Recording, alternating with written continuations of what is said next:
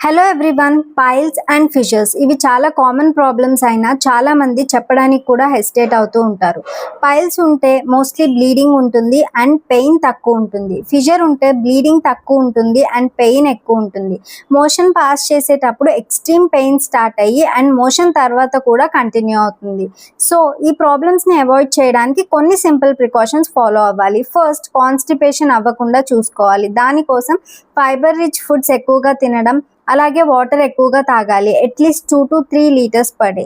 Second, motion pass చేసేటప్పుడు అస్సలు strain చేయకూడదు. ఎక్సెసివ్ స్ట్రెయినింగ్ వల్ల పైల్స్ అండ్ ఫిషర్స్ వర్సన్ అవుతాయి. థర్డ్, సిట్స్ బాత్ ట్రై చేయండి, చాలా రిలీఫ్ వస్తుంది. ఒక టబ్లో వామ్ వాటర్ వేసి అందులో కొంచెం డెటాల్ ఆర్ ఎప్సమ్ సాల్ట్ వేసి కూర్చోవడం వల్ల చాలా రిలీఫ్ ఉంటుంది అండ్ హీలింగ్ని బూస్ట్ చేస్తుంది.